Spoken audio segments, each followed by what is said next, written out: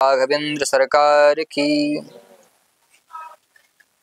श्री राम जय जय राम, श्री राम जय जय राम, श्री राम जय जय राम, श्री राम जय जय राम, श्री राम जय जय राम। जय सीताराम जय सीताराम, सीताराम जय सीताराम, सीताराम जय सीताराम, जय सीताराम जय सीताराम। श्री सीतारामचंद्र भगवान की। परम मंगलमय परात्पर अखिलेश्वर कारण करुणावरुणालय भक्तवांछा कल्पतरु तडिद्युत विनिंदित पीतांबरधारी ठाकुर श्री सीतारामचंद्र जी के युगल चरणों में बालक का बारंबार प्रणाम। बंधुओं, यत्र यत्र रघुनाथ कीर्तनम तत्र तत्र कृतमस्तकांजलिं बाष्पवारि परिपूर्ण लोचनम मारुतिम नमत राक्षसांतकम। जहां जहां भगवान की सुंदर कथा होती है, भगवान नाम का जहां संकीर्तन होता है, जहां भगवान की सुंदर कथा होती है, भगवत चर्चा होती है, उस स्थान पर अपनी भावभीनी उपस्थिति दर्ज कराते हैं। संत महापुरुषों ने कहा है कि जहां जहां राम जी के नाम का गुणगान होता है, जिस स्थान पर राम जी का नाम लिया जाता है, उस स्थान पर सदैव हनुमान जी अपनी कृपा करते हैं, क्योंकि हनुमान जी राम नाम सुनिवे को रसिया। हम आप सभी ठाकुर श्री जानकी वल्लभ लाल जी के चरणाश्रित होकर के भगवान के पावन पुनीत पाद पद्मों का आश्रय ग्रहण करते हुए अपने जीवन का परम लाभ सत्संग श्री रामार्चन महात्म्य की कथा को सुन करके, श्रवण करके आज वह फल प्राप्त करने वाले हैं। श्री रामार्चन महात्म्य में की कथा जहां से प्रारंभ होती है, तो लोक कल्याण के लिए एक दिन सुंदर अवसर जान करके महादेव को अपनी सेवा से संतुष्ट करके अनुकूल समय जान करके माता पार्वती भगवान भोलेनाथ से प्रश्न करती हैं। अपने लिए नहीं करती हैं, अपने परिवार के लिए नहीं करती हैं, अपने स्वार्थ के लिए नहीं करती हैं, अपितु लोक कल्याण के लिए, लोक मंगल के लिए मां का प्रश्न है। श्री पार्वत्युवाच भगवन् सर्वधर्मज्ञ सर्वशास्त्र विशारद लोकानां उपकारार्थं यत्नान्युक्त्याननेकशः तंत्राणि यंत्रजालानि मंत्रभेदाश्च भूरिशः स्तोत्राणि विबदान्येव योगयज्ञव्रतानि च। माता भगवान से कहती हैं कि हे स्वामी, आप तो सभी धर्मों को जानने वाले हैं, आप धर्मज्ञ हैं, और लोक कल्याण के लिए, आम जनमानस के मंगल के लिए आपने संसार में अनेक तंत्र मंत्र यंत्र योग यज्ञ अनेक विधि आपने बताई, लोक कल्याण के लिए अनेक साधन आपने बताए, परंतु फिर भी इस कलिकाल में व्यक्ति प्रायः इनको करते हुए भी नाना प्रकार के क्लेशों से कहीं ना कहीं किसी न किसी प्रकार से उसके मन में कोई दुख रहता है, दुख या कष्ट से संतप्त होता रहता है। कोई क्रिया सिद्ध नहीं होती, लोग श्रम करते करते वर्तमान समय में थके जा रहे हैं। तो माता कहती हैं कि हे सर्वज्ञ, हे विश्वेश, आप कृपा करके, आप कृपा पूर्वक पूर्ण विचार करके कोई ऐसा साधन बताएं, ऐसा कोई उपाय बताएं, ऐसा कोई अनुष्ठान बताएं जो समस्त प्राणियों को सभी मनोवांछित फल प्रदान करने वाला हो। तो माता के इस प्रश्न को सुनकर के महादेव प्रसन्न होकर के कहते हैं, धन्यासि कृत पुण्यासि पुण्य रूपासि पार्वती, यतस्त्वं सर्वलोकानां हितं वांक्षसि सर्वदा। भगवान कहते हैं कि हे पार्वती जी, आप धन्य हैं जो आप सदैव लोगों के कल्याण के लिए, लोग के कल्याण के लिए आपके प्रश्न रहते हैं। मैं आपके इस प्रश्न से अत्यंत प्रसन्न हूं और आप सुनिए, मैं आपको ऐसा परम अद्भुत उपाय बतलाता हूं, प्रयत्न बतलाता हूं, जिसके स्मरण करने से, जिसका स्मरण करने से, उसे मन में संकल्प करने से, मनोती मानने से, जिसे हम कहते हैं मनोती मानना, मनोती मानने मात्र से ही प्राणी को, प्राणी के लिए जो वस्तु दुर्लभ है, जो पदार्थ दुर्लभ है, जो सिद्धि दुर्लभ है, उस दुर्लभ सिद्धि को वह प्राप्त कर लेता है। देवी श्री रामचंद्र का यह यज्ञ सब साधकों का साधक है।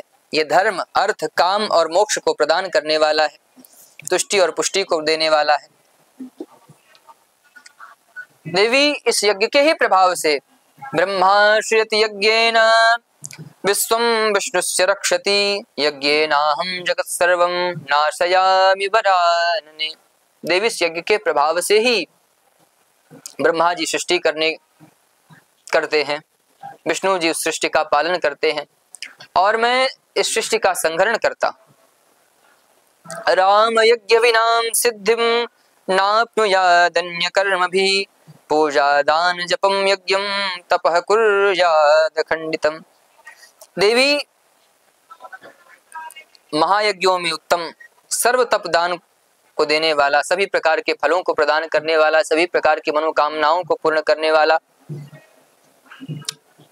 काम, क्रोध, लोभ, मोह, मद, मात्सर्य, इनकी समाप्ति करने वाला, इनसे छुटकारा दिलाने वाला, इनको दूर भगाने वाला यह यज्ञ जो है परम उत्तम है। देवी मैं तो कहता हूं, मेरी दृष्टि में तो रामार्चा से बढ़कर के कोई पुण्य है ही नहीं। रामार्चाया परम पुण्यम नास्ति लोके श्रुतिष्वपि, रामार्चनम परम सेव्यम वृद्धोद्धारकरम परम। देवी यह जो व्रत है, यह सब प्रकार के वांछित फलों को प्रदान करने वाला है, सब प्रकार के अनिष्टों को दूर करने वाला है, दुर्भिक्ष को दूर करने वाला है, खोया हुआ राज्य प्रदान करने वाला है, सौभाग्य कर है, संतति कर है, सर्वैश्वर्य को प्रदान करने वाला है, सुख को प्रदान करने वाला है, बड़े से बड़ा कोई महारोग हो, कोई कष्ट हो, उसको दूर करने वाला है। रामार्चा सिद्धि रूपा ही सर्वेषां श्रेययक्षतां, किम होमैः सद्व्रतैस्तीर्थैः, किम तपोभिः किमध्वरैः। कल्याण को देवी जो आज के समय में चाहता है, जो अपना कल्याण चाहता है, तो कल्याण के चाहने वाले सब प्राणियों के लिए रामार्चा ही सिद्ध रूप है। और जब ठाकुर जी की ही शरण में जाने से, भगवान के शरण में जाने से, राम जी की शरण में जाने से, जो हमारे अत्यंत सन्निकट हैं, उन्हीं के पास हम यदि हैं, उनके चरणाश्रित हैं, उनको प्राप्त करने से यदि हमें ये सब सहज रूप से प्राप्त हो जा रहा है, तो फिर किम तपोभिः किमध्वरैः, अन्य यज्ञ, अन्य जो साधन है, अन्य जो अनुष्ठान है, उनसे क्या प्रयोजन। हे देवी, श्री रामार्चा से कोई भी इष्ट पदार्थ, संसार का कोई भी पदार्थ जो है वह दुर्लभ नहीं। मनुष्य जिन जिन कामनाओं का चिंतन करता है, श्री रामार्चा से उनको वह अवश्य प्राप्त कर लेता है। यदि कोई श्री रामार्चन को न करके, रामार्चन महायज्ञ को न करके अन्य साधनों को कर लेता है, अन्य मार्ग में जाता है, तो ऐसा नहीं है कि भगवान नहीं मिलेंगे, परंतु कितने काल अवधि के बाद जाकर के उसको उसके मनोवांछित फल की पूर्ति होगी, कितने काल अवधि के बाद भगवान प्राप्त होंगे, उसको उसका लक्ष्य प्राप्त होगा, ये नहीं कहा जा सकता है। ग्रहाणां च यथा भानुर्नक्षत्राणां यथा शशि, रामार्चनम परम देवी तथा सर्व स्वकर्मणाम। ग्रहों में जैसे देवी सूर्य होता है, नक्षत्रों में जैसे चंद्रमा होते हैं, वैसे ही सर्व शुभ कर्मों में जितने यज्ञ अनुष्ठान है, उन शुभ कर्मों में जो सर्वश्रेष्ठ है वह श्री रामार्चन महायज्ञ। देवी प्रलय के अंत में महाविष्णु के नाभि कमल से जगत के गुरु ब्रह्मा जी उत्पन्न हुए। और ब्रह्मा जी जब उत्पन्न हुए तो ब्रह्मा जी ने जब कमल पर बैठे हुए चारों तरफ देखना चाहा तो ब्रह्मा जी के चार मुख हो गए। ब्रह्मा जी जब चारों तरफ देखते हैं, ब्रह्मा जी को अपने चारों ओर अंधेरा ही अंधेरा दिखाई पड़ता है, चारों ओर अंधकार दिखाई पड़ा। तो ब्रह्मा जी विचार करने लगे कि अब मैं क्या करूं। ब्रह्मा जी चिंतित हो गए कि मुझे क्या करना चाहिए, मेरे जन्म का उद्देश्य क्या है, मुझे कौन सा कार्य करना चाहिए, मैं कहाँ जाऊं। क्योंकि तब सृष्टि का निर्माण नहीं हुआ था, महाप्रलय के बाद की घटना है, उस समय चारों ओर अंधकार व्याप्त था। तो ब्रह्मा जी को आकाशवाणी हुई, सब शब्देषु यस् षोडश स्पर्शमेकम।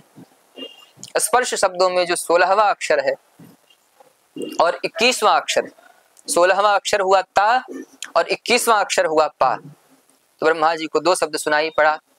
तब ब्रह्मा जी तप करने लगे। ब्रह्मा जी तपश्चर्या में निमग्न हो गए और तपश्चर्या से प्रसन्न होकर के भगवान ने कहा, भगवान ने ब्रह्मा जी के मन में संदेश प्रदान किया। आकाशवाणी हुई, सनातन महाविष्णु प्राप्त हुए और यह वाक्य बोले कि हे ब्रह्मन, आप रामार्चन करो। यह सुनकर के ब्रह्मा जी आदर पूर्वक उनको नमस्कार करके और स्तुति करके बोले कि हे देव, इस समय आप कहिए कि रामार्चा किस प्रकार करूं। ये सुनकर के भगवान कहते हैं कि हे ब्रह्मन, सावधान होकर के सब सिद्धियों को देने वाले श्री रामार्चा को सुनिए। याम कृत्वा मानवा सर्वे सर्व सौभाग्य सत्तमाः तद विधिं संप्रवक्ष्यामि सावधानो वधारय। जिसको करके सब मनुष्य सर्व सौभाग्य सत्तम बन जाते हैं, उसकी विधि मैं आपको कहता हूं, आप सावधान होकर के सुनिए। जो व्यक्ति भगवान का रामार्चन पूजन करे, वह अर्चक राम भक्तों को, अपने भाई बंधुओं को, अपने मित्रों को, ब्राह्मणों को बुला करके, सभी को बुला करके अभीष्ट सिद्धि के लिए सबको संतुष्ट करके,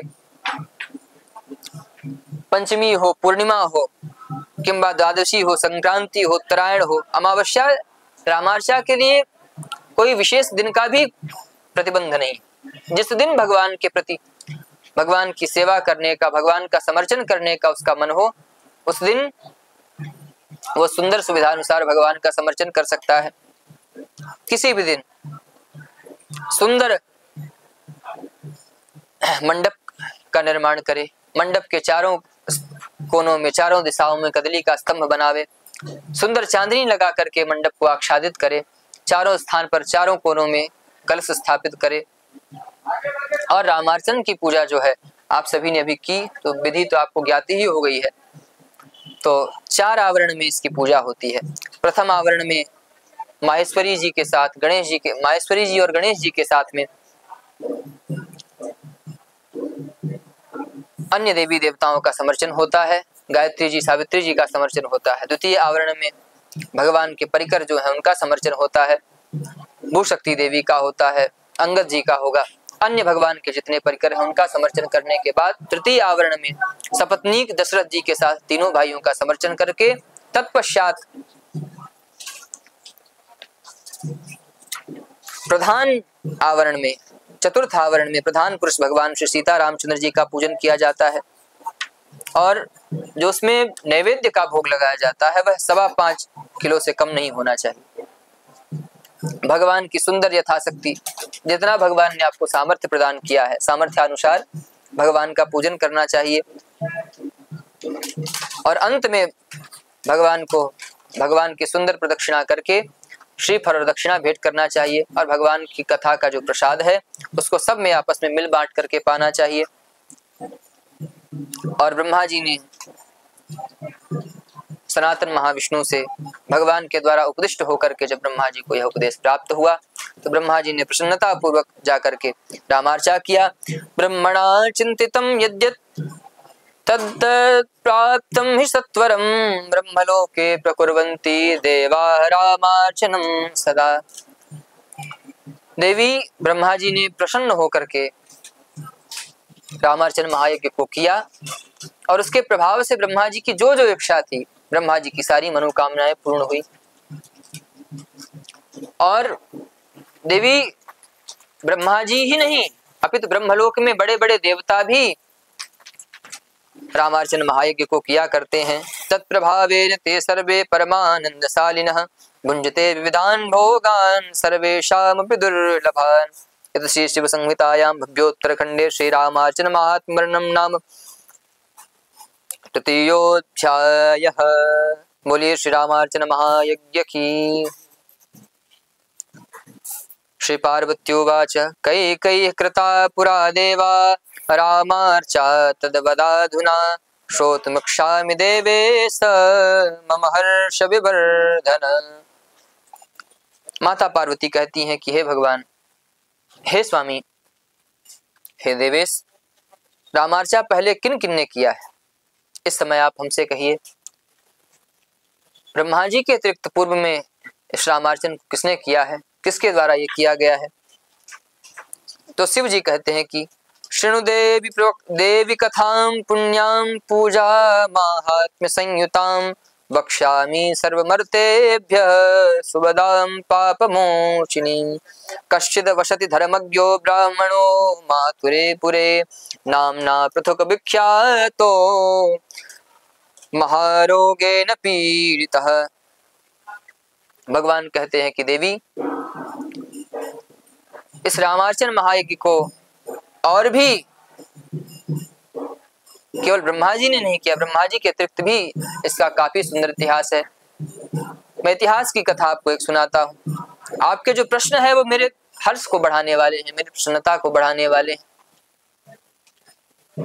देवी, पूर्व काल में मथुरा मंडल में पृथुक नाम से एक विख्यात ब्राह्मण रहता था। पहले तो ब्राह्मण के पास किसी भी प्रकार की कोई धन धान्य की किसी भी प्रकार से कमी नहीं थी, परंतु एकाएक अचानक से अकस्मात वह महारोग से पीड़ित हो गया और उसने विविध प्रकार के प्रयत्न किए, परंतु उन रोगों से नहीं छुटकारा पाया। उन रोगों से जब उसे मुक्ति नहीं मिली तो दुख से संत्रस्त होकर के घर से निकल गया और मृत्यु के हेतु को विचारता हुआ। पहले तो ये विचार किया कि भाई ब्राह्मण शरीर है, आत्महत्या कर नहीं सकता, आत्महत्या के बराबर, आत्मघात के बराबर कोई बड़ा पाप नहीं, तो फिर क्या किया जाए।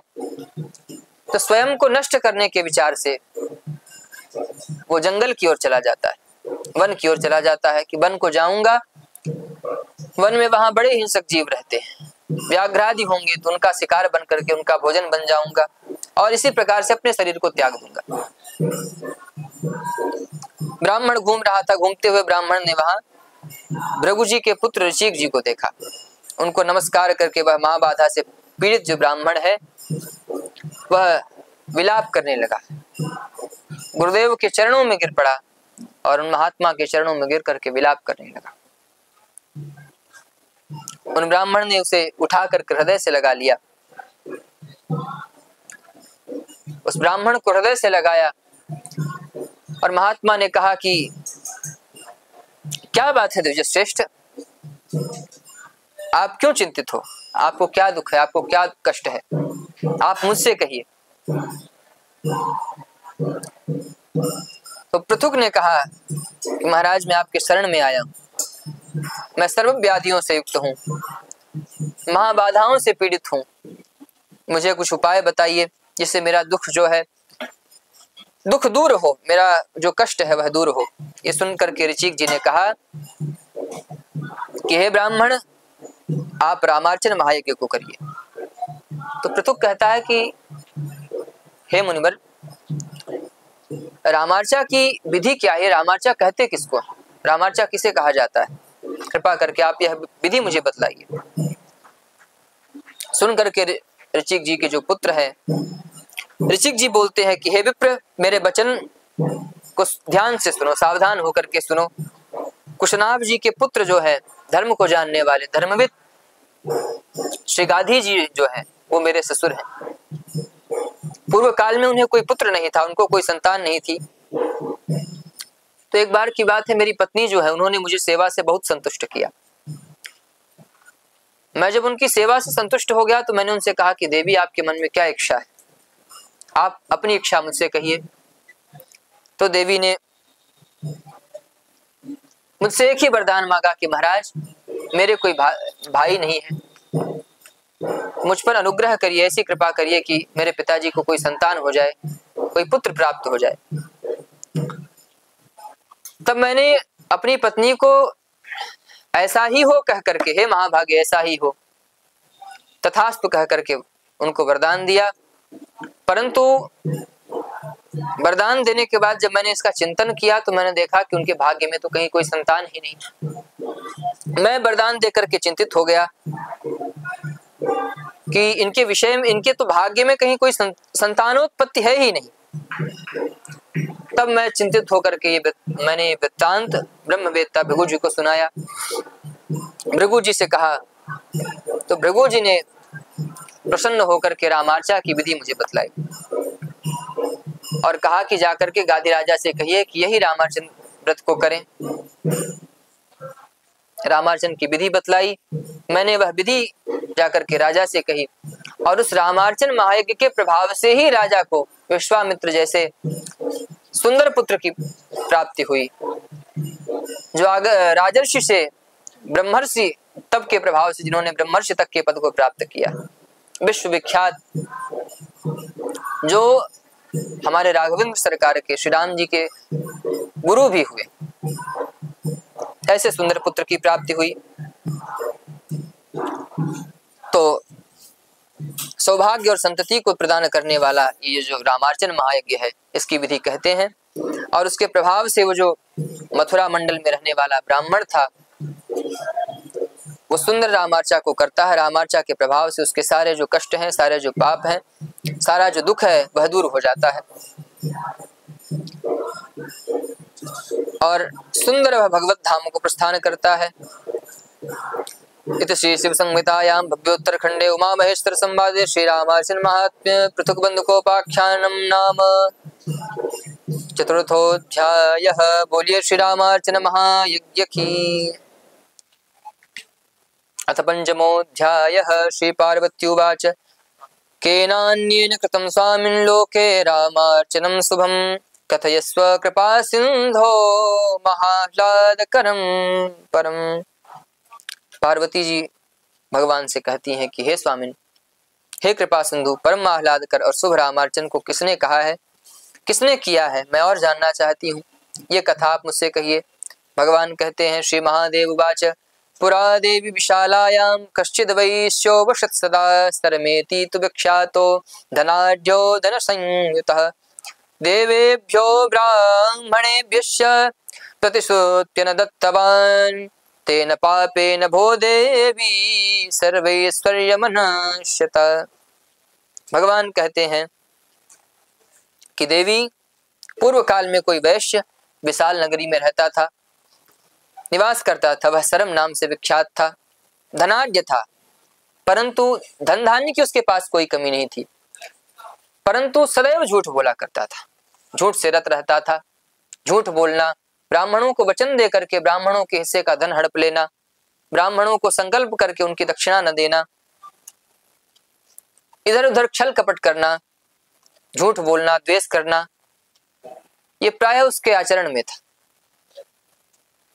और जब ब्राह्मणों को प्रतिज्ञा करके उसने नहीं दिया, देवताओं को प्रतिज्ञा करके देवताओं का अंश उन्हें प्रदान नहीं किया, सबके साथ छल किया, तो उसके पाप से उसका सारा धन नष्ट हो गया। अब जब धन नष्ट हो गया तो महाराज, सुख के सब साथी, दुख में कोई पास में नहीं आता। वह जो वैश्य था वह दीन मलिन हो गया, कष्ट से घर वालों ने, बंधु बांधवों ने, सबने उसका परित्याग कर दिया। कष्ट से संतप्त होकर के वह यत्र तत्र सर्वत्र भटकने लगा, आश्रय खोजता हुआ भूख से व्याकुल होकर के इधर उधर विचरण करने लगा। तो अंततः उसने विचार किया कि हिमालय पर जाकर के अपने शरीर का त्याग कर दे। दीनहीन मन वाला कष्ट से व्याकुल संतप्त होकर के हिमालय पर्वत पर पहुंचा, जहां पर भगवान श्री नारायण स्थित। अति दीन व्रत में रत देख करके, भगवान तो दीनानाथ हैं, दीन बंधु हैं, भगवान से दीनों का दुख नहीं देखा जाता है। भगवान अकारण ही करुणा करने वाले। भगवान की करुणा कब किसके ऊपर बरस जाए, कब भगवान किसके ऊपर कृपा कर दें और किस रूप में भगवान दर्शन दे दें, ना जाने किस रूप में नारायण मिल जाए। भगवान की कृपा कब किसके ऊपर हो जाए, कब किसको किस प्रकार से दर्शन दे दें। तो उस दीनव्रत व्यक्ति को देख करके, उस वैश्य को देख करके भगवान ब्राह्मण का वेश धारण करके उसके सामने प्रकट हो जाते हैं। उस सरम नाम के वैश्य के भगवान निकट पहुंचे। भगवान श्री हरि ने उससे कहा कि आप कौन हो, किस लिए आप इतना दुख से संतप्त होकर के यहाँ पर आए हो, और आप इस पर्वत पर निर्जन क्षेत्र में यहाँ क्या कर रहे हो। तो ब्राह्मण के इन प्रश्नों को सुनकर के सरम हाथ जोड़ करके कहता है कि मैं प्रसिद्ध वैश्य हूं। मैं पूर्वावस्था में, मैं पूर्व काल में बड़ा धनाढ्य था, मैं बहुत सुखी था, बंधु बांधवों से समायुक्त होकर के मैं सदैव प्रसन्न चित्त रहा करता था, सदैव भोग में लिप्त रहा करता था।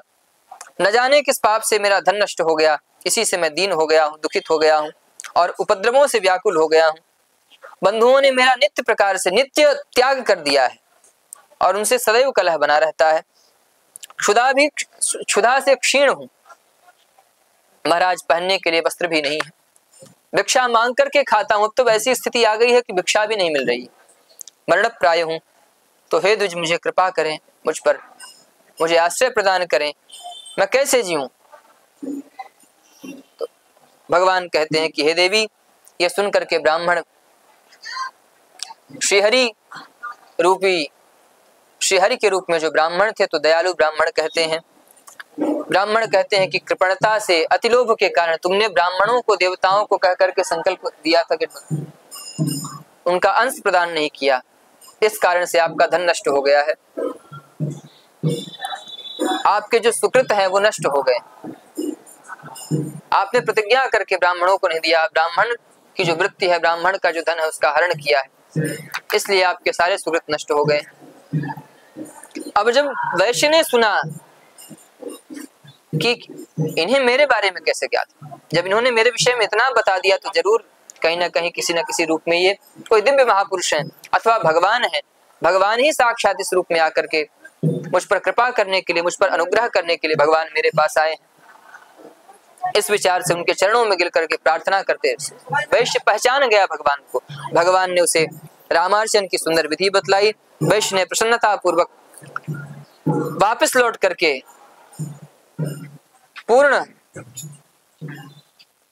श्रद्धा भाव के साथ रामार्चन महायज्ञ को किया और उसके प्रभाव से वैश्य इहलोके सुखम भुक्त्वा परस्मिन् मोक्षम वाप्नुयात् श्रद्धया हि सुकर्तव्या वित्त साठ्यम नकारे। इस लोक में उसके जो कष्ट थे, उसके जो दुख थे, सब दूर हो गए और उसने जो कंजूसी करना, वित्त साठ्य करना, ब्राह्मणों को जो कह करके उनका अंश प्रदान नहीं करना, ब्राह्मणों के हक का धन मारना, देवताओं को कह करके देवताओं को उनका भाग प्रदान न करना, ये सारी जो बुरी आदतें थी उसने उसका परित्याग कर दिया और श्रद्धावनत होकर के नित्य रामार्चन महायज्ञ को करने लगा। भगवान कहते हैं, श्री शिवोवाच सेतिहासं विधिं श्राव्य हरिरंतरधीयत सरमेण कृतं देवी विधिना राम पूजनम्। यः श्रीपार्वत्युवाच भगवन् कैः प्रकर्तव्य व्यावर्णैर्यज्ञोत्तमा शुभ रामार्चात् समाचक्ष्व किं वा सर्वार्धिकारिणी। पार्वती जी कहती हैं कि हे भगवान, आप कहिए कि यज्ञों में जो उत्तम शुभ श्री रामार्चा जो है, श्री रामार्चन यह किन किन वर्णों को करना चाहिए, किसको किसको करना चाहिए। भगवान महादेव माता पार्वती से कहते हैं कि ब्राह्मण को, क्षत्रिय को और वैश्य को वह श्री रामार्चन महायज्ञ को स्वयं कर सकता है, परंतु इन तीनों वर्णों को यज्ञ करने से जिस सुकृत की प्राप्ति होती है, जिस पुण्य फल की प्राप्ति होती है, वह चतुर्थ वर्ण को, शूद्र वर्ण वाले व्यक्ति को वह स्वयं यदि ना कर पाए, स्वयं ना करके किसी ब्राह्मण के द्वारा यदि संकल्प से करवाता है, तो इन तीनों को जो रामार्चन करने से जिस पुण्य फल की प्राप्ति होती है, सद्यः शूद्र को वही फल ब्राह्मण के द्वारा संकल्प करके उसको प्रतिनिधि बना करके या किसी अन्य